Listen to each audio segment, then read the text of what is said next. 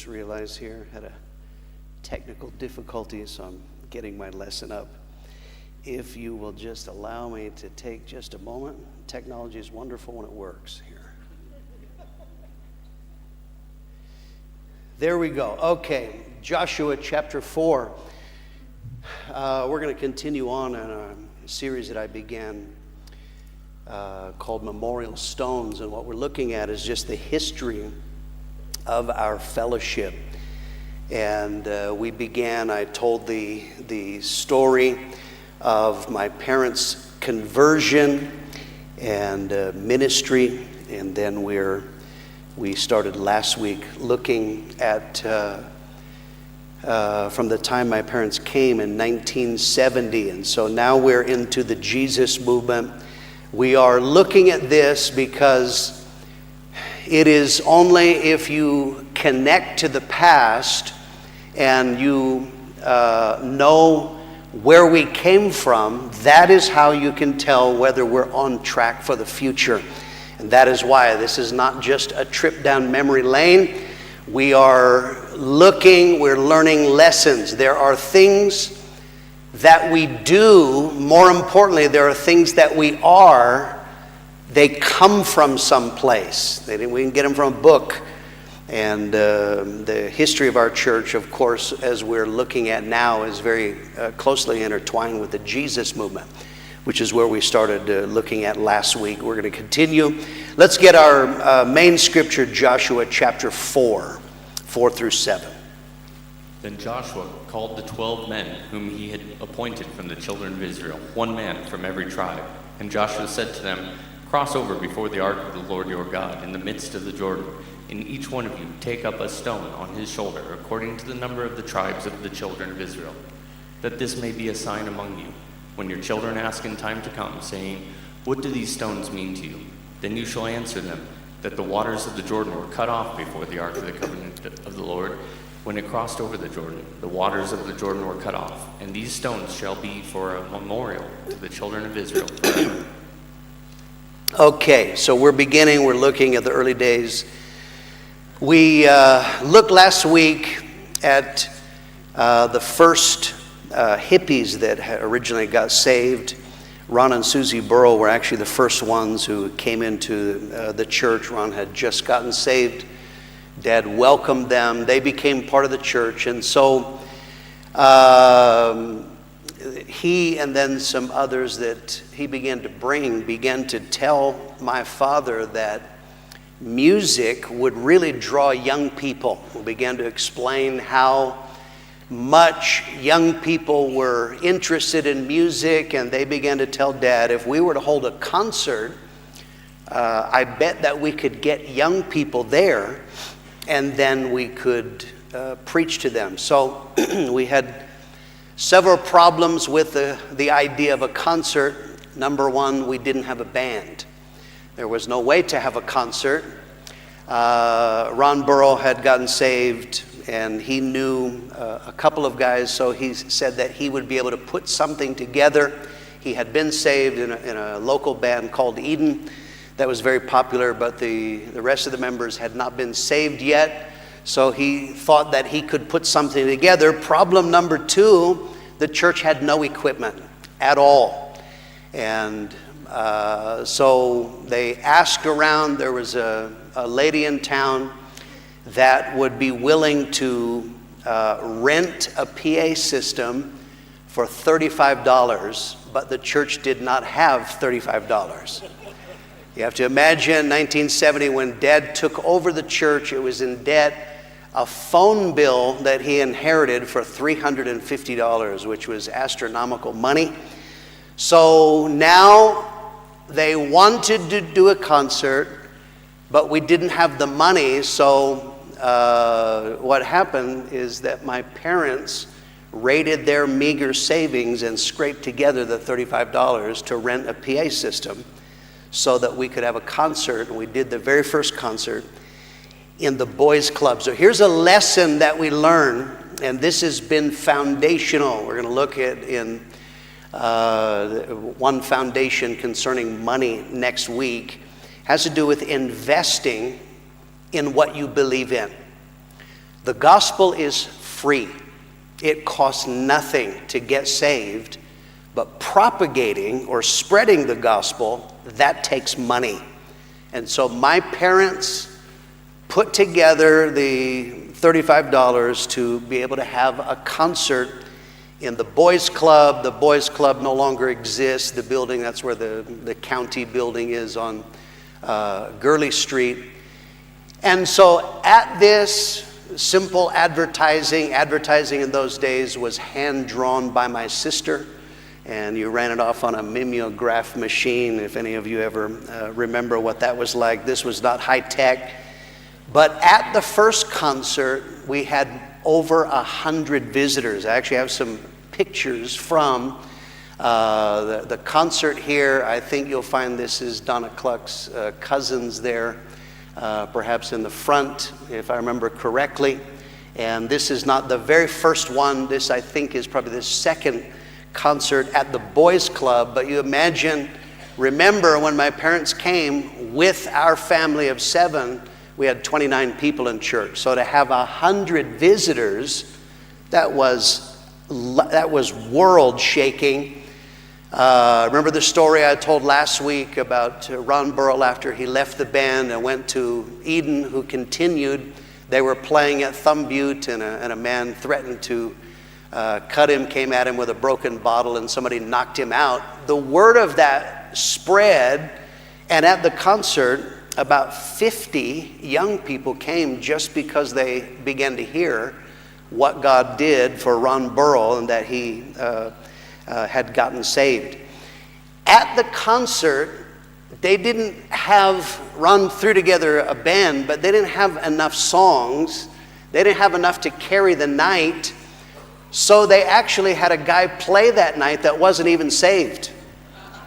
He was a guy from, Dad, I remember all my life, he would occasionally talk about this. And that guy from Prescott College, he played in his buckskin jacket and he sang peace songs or something and on an acoustic guitar. But at that concert, an altar call was pulled and over 40 people got saved. So one of those that I know, Kathy Garfield, if you remember, she's now passed away.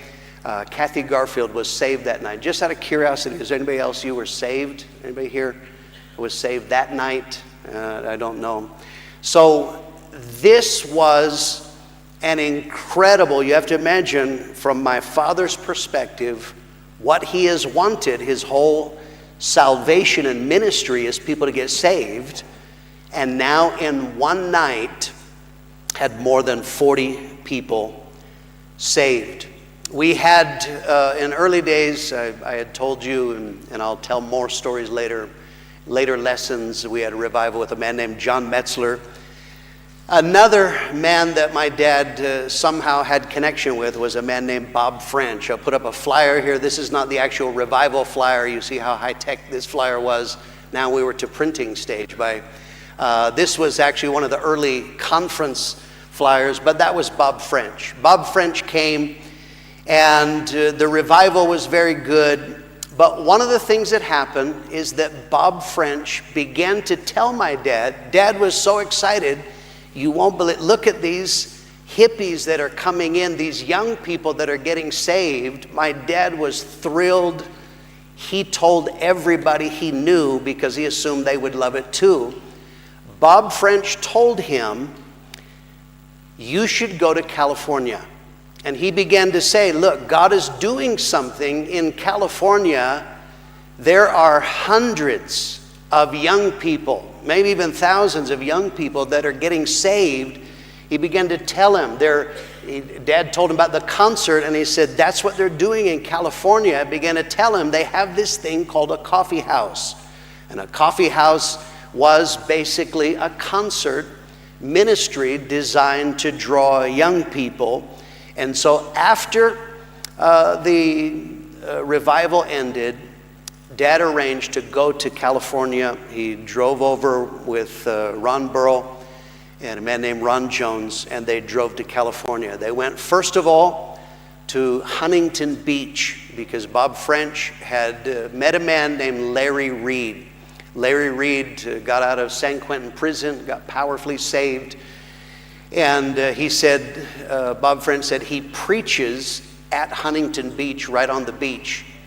When they arrived at Huntington Beach, they came down, and sure enough, Larry Reed was now baptizing people. He would baptize one person, and then he had a booming voice. He was preaching boldly. And this thrilled my dad. This is publicly right on the beach telling people about Jesus. So they went and introduced themselves. And Dad invited Larry Reed to come to Prescott and to preach. The next place they went after Huntington Beach, they went to La Habra, California. In La Habra, California, there was a coffee house, a man named Don Madison. He had what they called a coffee house. I don't know how much coffee was actually served. That wasn't the point of it. It was a precursor to the concert ministry. They came in, young people were sitting on the floor. They were playing music that young people would like and pulling altar calls, and people got saved. And so this is what Dad wanted. I told you that his frustrations from my parents being raw converts. They were sinners. Mom and Dad only ever went to church twice their whole life. They got saved, and what Dad wanted to see was people saved like him. Pastoring churches where it was just nice church people and raising kids in a safe environment, having a church club, that held no appeal to Dad. But now he's looking at young people, raw sinners. Clearly they're messed up, answering altar calls and getting saved. And Dad said, that is what I want. He left that. Dad told me, and for repeatedly through the years, he said when they walked out, he told those men, this will work in Prescott. We can do that in Prescott. Ron Burrow added, he said that my dad made the comment, if Jesus was alive today, he'd be playing a guitar, and getting young people to come and to preach. So that was in La Habra, California. They introduced themselves to this man, Don Madison, who was a pastor who was running this concert ministry called The Vine. And again, they invited him. He had bands. Bring one of your bands, come to Prescott and preach. Third place they went on a Sunday morning, they went to Costa Mesa, California. And in Costa Mesa, they saw Chuck Smith. I told you Chuck Smith was actually the pastor in our church in Prescott here in the late 1950s, maybe. Was only here for 1 year. But in California, very similar, if any of you have seen the movie Jesus Revolution, I commend Chuck Smith. He welcomed hippies, young people, had a heart to see people saved, and sparked this great move. So they went on a Sunday morning. They saw the band Love Song. They were playing that morning in a morning service, and heard him preach. And so that was their trip to California. So off the back of that, they had invited Larry Reed, and they invited Larry Reed to come preach a revival. And Dad was talking about music. He was very excited, and he thought that Larry was going to bring an entire band. So he arranged a revival with Larry Reed. So I got a photo here, and I want you to see, this was the original flyer. I want you to see the bottom left-hand corner, come and groove to the ultimate eternal trip. Stephen, add that to the flyer. That's now our new tagline. So this is the 70s. That was absolutely up to date at that moment in time. So Larry Reed came and preached a revival. Dad thought he was bringing an entire band. He actually showed up with 2 ladies. They were ex-heroin addicts that had gotten saved, and they played guitar and sang. The revival was fantastic, but one of the marking points of our church is that Larry Reed took the people of the church to the courthouse plaza for the first time, and we held a street meeting. We actually have a picture of the very first street meeting in Prescott, Arizona. Amen. Isn't that wonderful? So singing and preaching, and then Larry Reed, he loved Jericho marches. What is a Jericho march? He did it in church. We had a Jericho, everybody got up, we sang, and you marched all around the building, marched around the entire plaza, and stopped underneath the jail that used to be there, underneath the jail window, and preached boldly Jesus Christ. And so this was actually the very first street meeting that we ever held in Prescott, Arizona. So here's a lesson. This became foundational to who we are. The lesson is the gospel must be taken outside the four walls. That was what Dad saw on Huntington Beach at the concert to ministry, The Vine. You have to understand, you got to think of the paradigm shift in my dad's mind. He had been taught in Bible school, what do? You have programs for the kiddies. You are waiting for the sinners to come to you.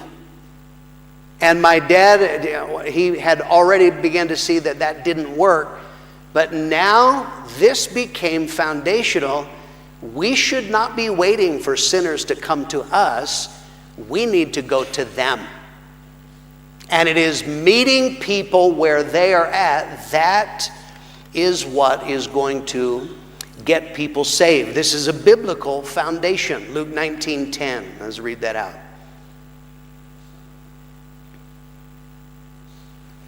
Over here.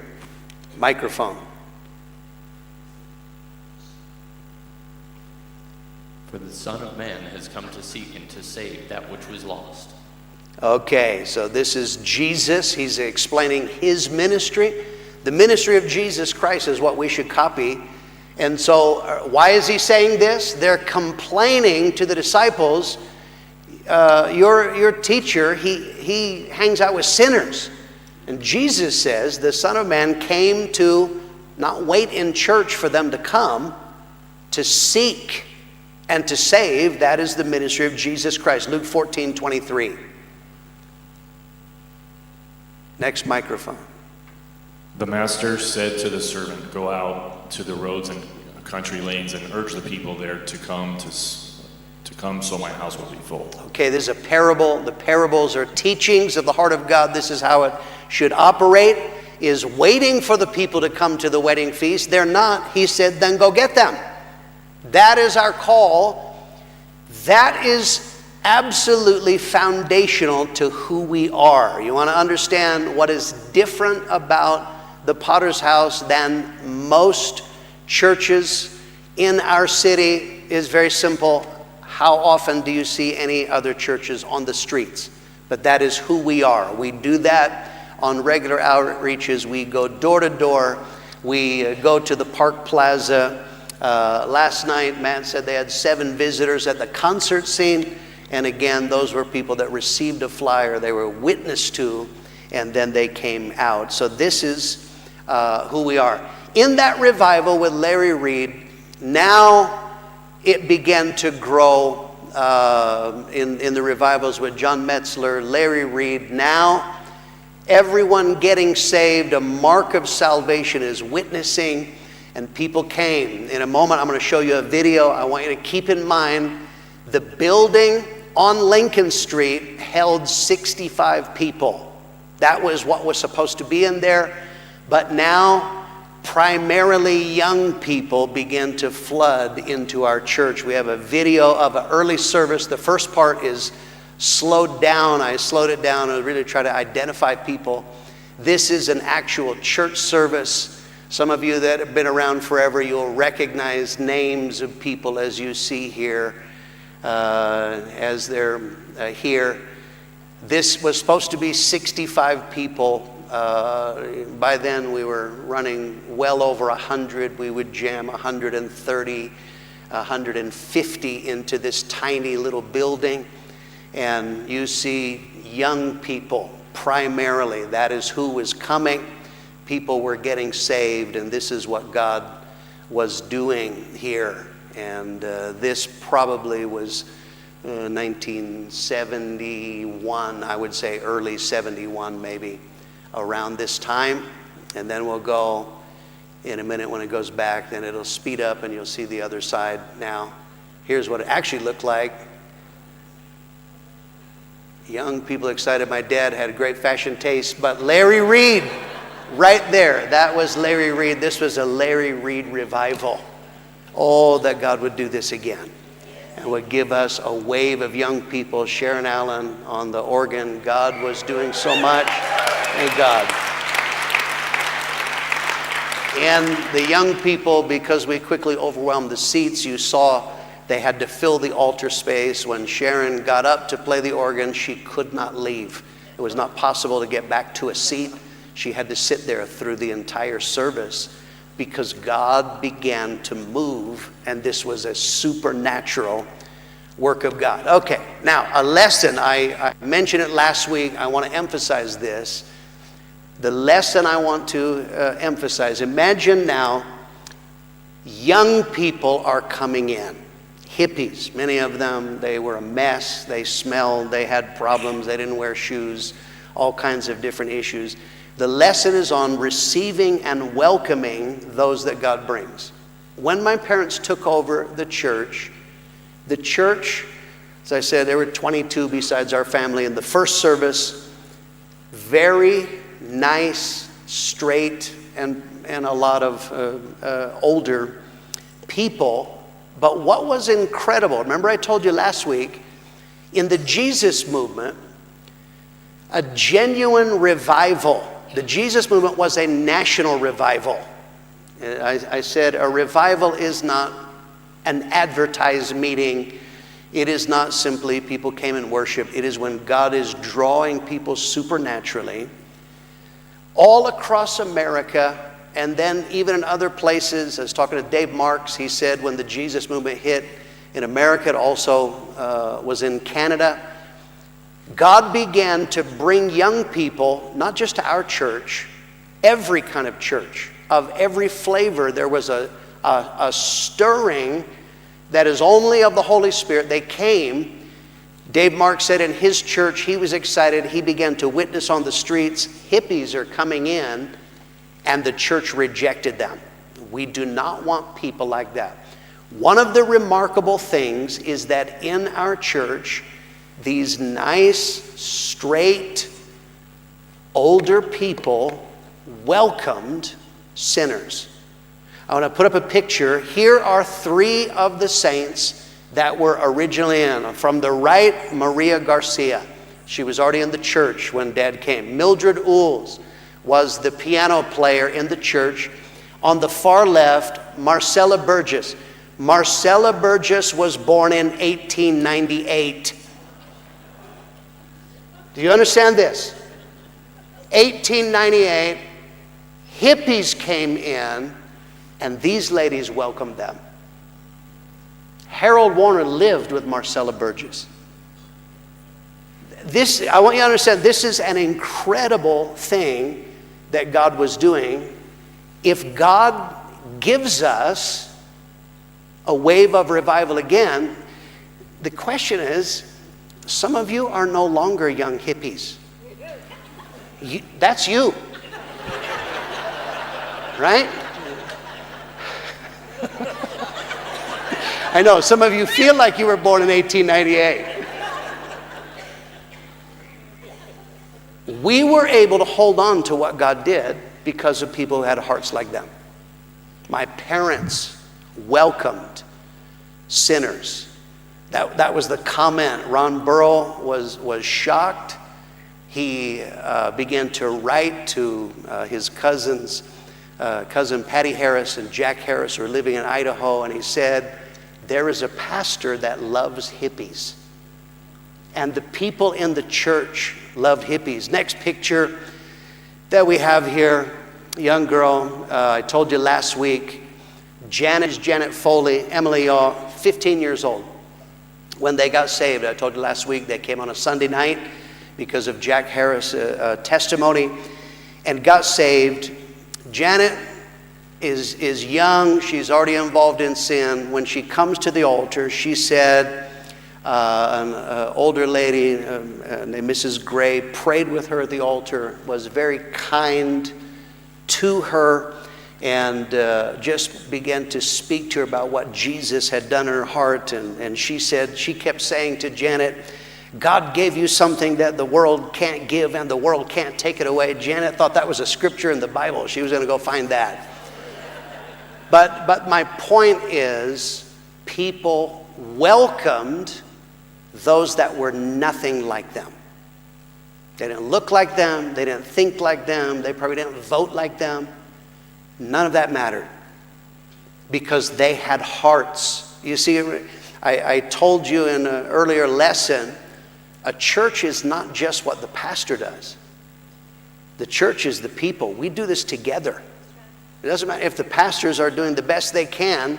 If God's people don't receive and welcome those that God brings, then we can't hold on to it. Early days, a famous story from the early days, we had a man that he brought his dog to church.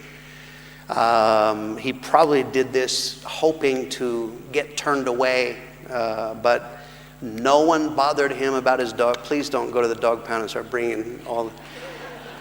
But my point is, no one hassled him. Not only did no one hassle him, his dog peed on the carpet, and he tried to clean it up using bleach.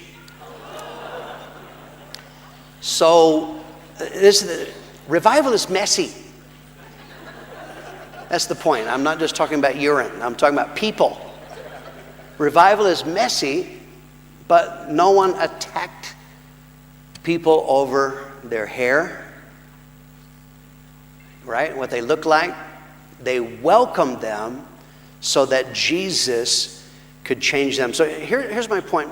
Revival, when God brings in a wave of people, and let's face facts, historically, revival is primarily young people. Revival is more of an adjustment for older people than it is for young, right? Young people are flexible. If things change, like, yeah, cool. For older people, you get like, you want to have dinner at 4:45 and not a minute later, right? So the question is, for any of you that are no longer teenagers, can you adjust? Can you flex? Can you welcome those that God brought in? Harold Warner came. There was a concert at the Armory, and Joe Lou Ballard invited Harold to come to church. He came on a Sunday night. He came wearing his red corduroy bell-bottom pants and got saved. He had just gotten out of the hospital, spent 7 days in the hospital, had hepatitis from intravenous drug use, and comes to church and gets saved. The night that he got saved, there was a baptism, a natural part. He quickly understands that you get saved, you need to get baptized, and so he wanted to get baptized. And but they had spare clothes they used to let people get wet in, and we didn't have enough, and so Harold kindly offered to get baptized naked, if that would, he wanted to assure me when he told me that story that he was not being a pervert. It was just the times. He was just like, if there's no clothes, I want to get baptized, start a new life. And so we didn't let him do that, fortunately. But these are, so my point again, you mentioned, these are the kind of people that are coming in. The people in church were not like that. We have then a photo, this is later. This is the trumpet picture, if you want to show the next one. You can't see as big, but this is Scott Flitcroft. When he got saved, Scott got saved. He did a lot of drugs. The synapses didn't quite touch anymore, and came in looking wild, But again, I think he came in 1975, but my point is, God was bringing in people that were nothing like us, and they were welcomed so that Jesus could save them. That's a very important lesson. You have to make sure that you let the Holy Spirit change people. And the last time you checked, you are not the Holy Spirit. So that's a lesson for life. Okay, let's look at another lesson here. And that is the outworking of salvation. Okay. In the Jesus movement, late 60s, early 70s, Jesus became cool for a while. Right? It was cool to have Jesus in your life. The Doobie Brothers had a song, Jesus is Just All Right With Me. This is a secular band singing about Jesus because, yeah, that's cool. Jesus, he's just all right. Jesus is my friend. That was the refrain of the song. But what that meant for many people was you just added Jesus to your life. Maybe you prayed at one time, or you just acknowledge, yes, I like Jesus, and that's fine. But you kept living the same way. So something is happening supernaturally in America. As I said, this is not organized. This was not advertising that brought people. God brought people supernaturally. They would come into other churches, they would come to our church, and they would encounter the gospel of Jesus Christ. And many of them made genuine decisions, and they would pray. But what happened in most churches was they added Jesus to their life, and then they continued to live the same way. Whether that was actual sin or whether that was just how you preferred. Hippies love to wander. So often what would happen? They would encounter Jesus Christ.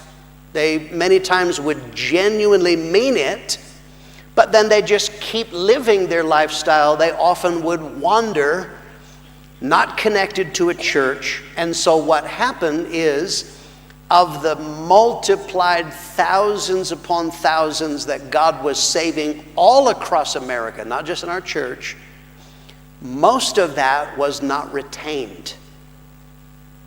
They didn't keep it. Okay.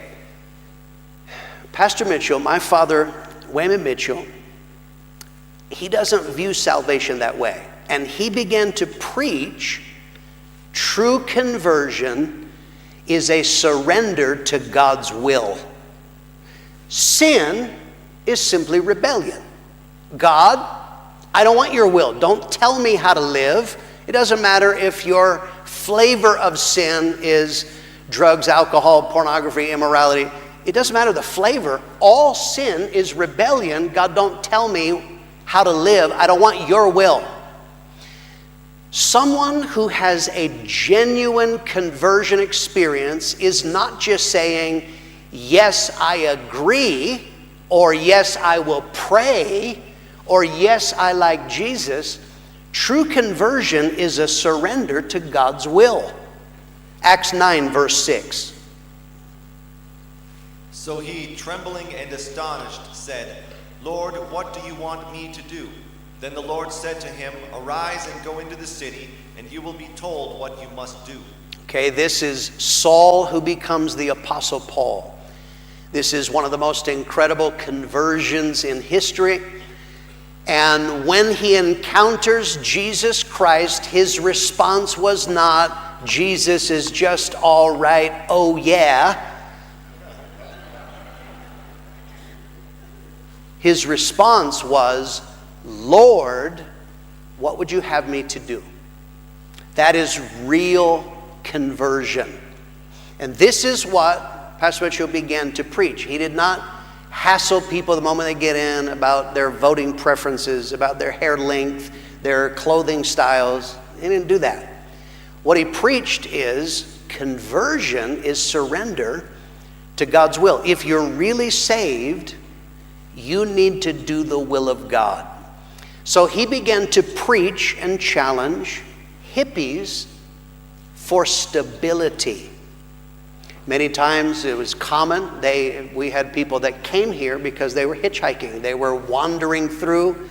They get saved. Their intention was, great, I'm saved and I'll keep wandering. But he began to preach stability. You need to do the will of God. Harold Warner told me yesterday, he said that after he had been saved a short amount of time, some circumstances, he began to think, began to ask out loud.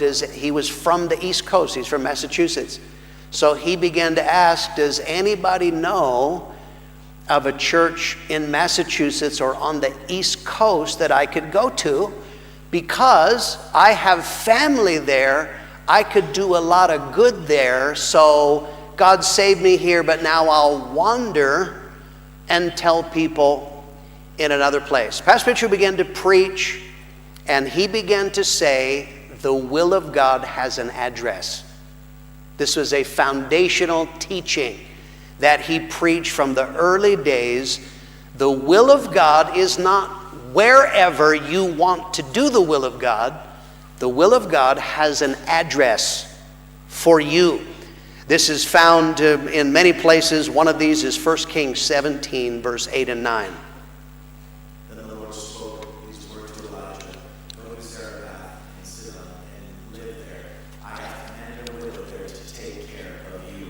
Okay, you'll find 2 times in these verses here the word there.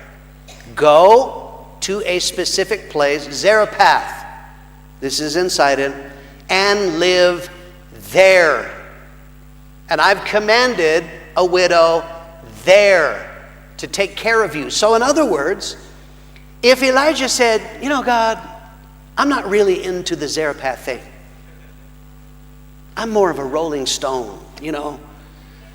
I just want to want. He would not be in God's will. You want to have a relationship with God, the will of God has an address. You can't. If you're saying, I just want to, for weather, for family, for job, for whatever, I'll just live wherever I want to, that doesn't line up with true relationship with God. So Pastor Mitchell began to challenge. So this is fundamental. This is why there have been books written, many books written about the Jesus movement, remarking, as I said, young people getting saved was not unique to us. It happened in Baptist churches, Lutheran, all kinds of churches. Young people came, but most of those, it was simply a blip in their history, and eventually it all faded away. That is not what happened in our church. Our church retained the fruit that God gave, and actually we are one, I think I read in one book, they identify 4 movements that were started out of the Jesus movement. And I can't remember the other 2, but us and Calvary Chapel are movements, retained what God gave and carried on, and foundational was the will of God has an address. You got to find, where does God want you to be? When people come and they say, I'm thinking of moving, I'm thinking of roaming, but I'm not God. Have you asked God? What does God want you to do? Because the will of God has an address. Any place that is not preached, you don't retain. Bruce Cutter told me he was from Beverly, Massachusetts, and he said in his hometown, I can't remember if it's Beverly or Wenham, in Massachusetts, there was a man there. He had a youth group that had 200 young people. That is a church. And he just said, just find a church. That doesn't exist today. It didn't carry on. But when you're preaching, conversion is surrender to God's will. And part of that is the will of God has an address. You retain it. And so anytime you have people surrendering to the will of God, remember Elijah, when God said go to Zarephath, it is because God wanted to use him. The point of salvation is not just you getting to heaven. The point of salvation is, what does God want to do in you? That's change. And through you, that's impact.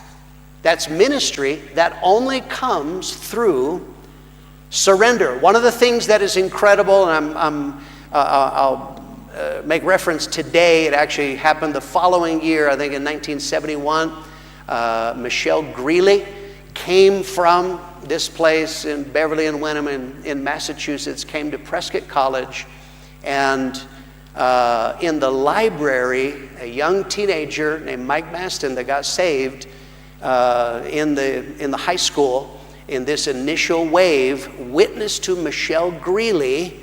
Michelle immediately began to write letters home to everybody she knew.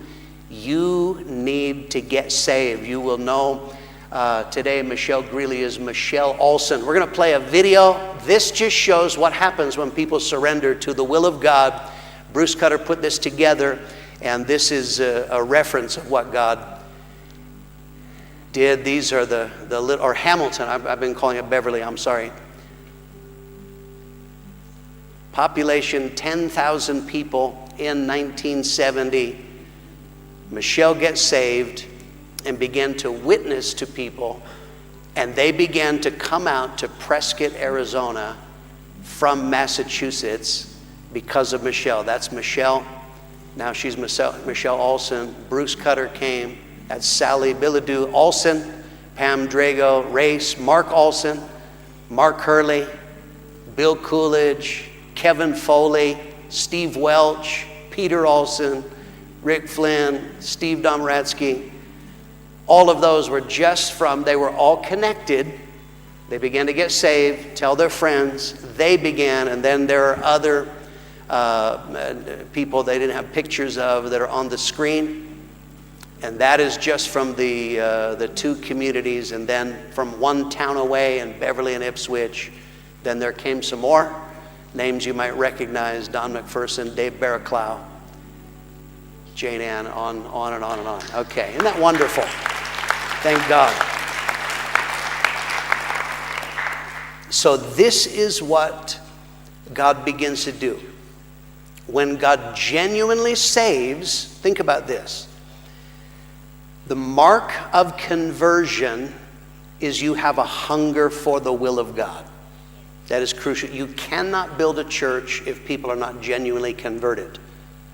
If you're just collecting people, sometimes I see guys, they're trying to pioneer, they're trying to build churches. They have a collection of people, but none of them have a hunger for God's will. So that means they're actually still living as rebels against God. I don't mind coming to church. That is not genuine conversion. In genuine conversion, people want to do the will of God. What does that mean? That means they want to change. They want to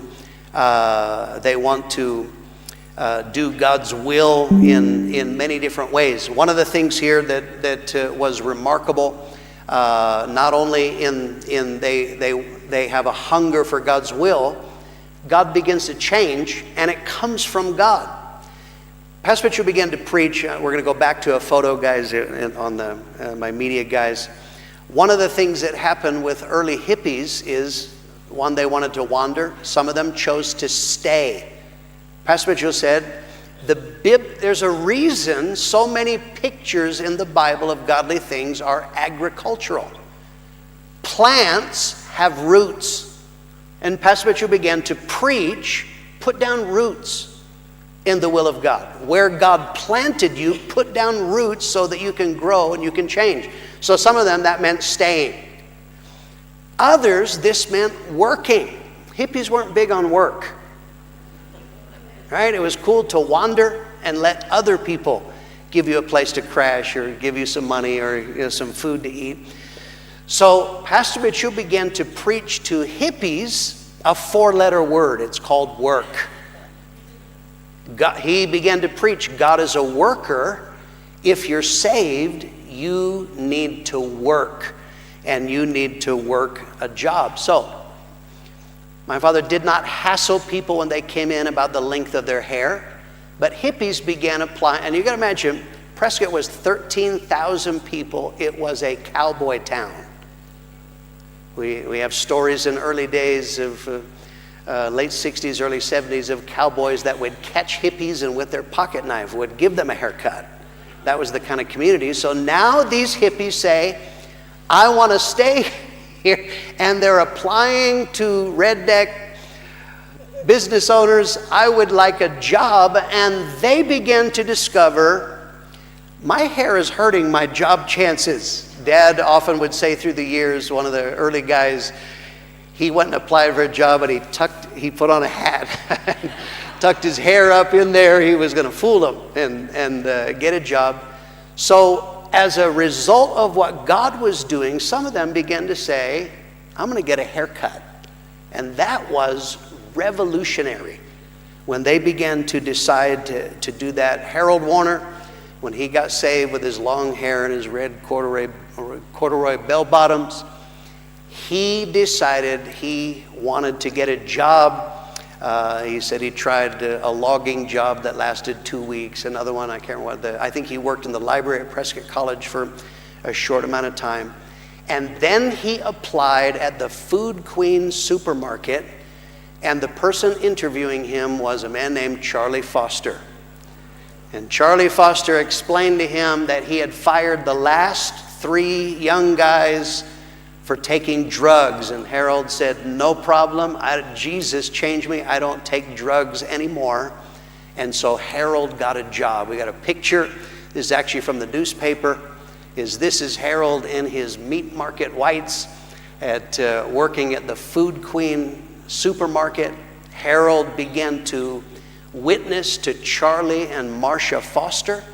And he said, I wasn't afraid of Charlie, but Marcia scared me. Harold witnessed to everything that moved. He got in trouble as people would place a meat order. He would wrap their meat and stick gospel tracts in there, which many people did not appreciate. But on breaks and on lunch, he began to witness 2 young men that lived across the street from the Food Queen supermarket. They lived next door to Greg Malinowski, is Gary Guptill and Roger Fisher. And Harold Warner began to witness to them when they would come in to the supermarket, and then began to catch them outside of that. Gary Guptill is here this morning because he got saved. Harold Warner, the hippie, worked a job. Not only was he saved and going to heaven, but because he connected himself to God's will, God began to use his life. That is true for you, and that's universal. I want you to understand, the will of God is foundational to who we are as a church. You hear preaching, this is now 53 years later, you will hear myself or Pastor Jesse or Pastor Stephen, Pastor Hart, you will hear us preach about the will of God. When you come to our conferences again and again, because we believe if God is going to use our lives, it starts with, Lord, what do you want me to do? And if you make up your mind to do the will of God, not only does God use you personally, like Harold Warner witnessing to Gary Guptill, Roger Fisher, different ones that he won to the Lord, and because of his witness later on, Charlie and Marcia were saved as a result of that. He can use your life personally, but then if you connect yourself to God's will in a local church, you become a part of everything the church becomes. We now have, from our church, we began, and that's later lessons, planting churches.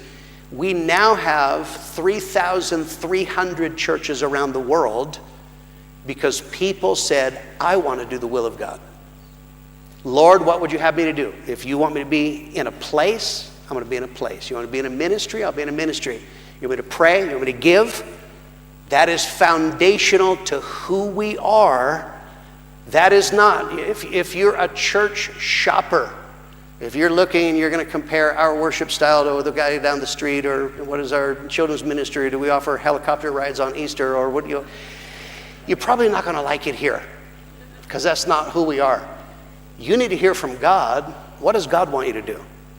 Now, once you make up your mind, I want to be a part of God's will, God can use you to make impact. And so these are foundation stones, literally, that we line up with if we ever move away from the will of God. If we ever come to a point where now serving God is whatever you want to do, we will die. And the only thing that keeps us on track is we continually line up with, we're not going to change. Our music has changed. It's not the same as it was in 1970. It may evolve over time. That's fine.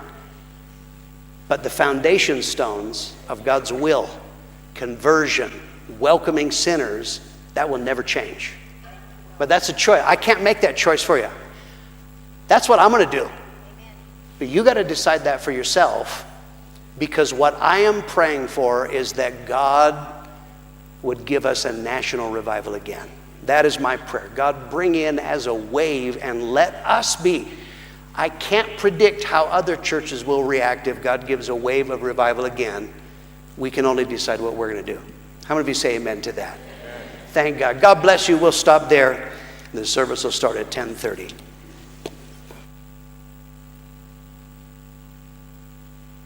Good morning. That's our adult Sunday school.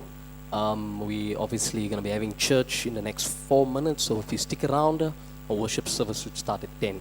Thank you.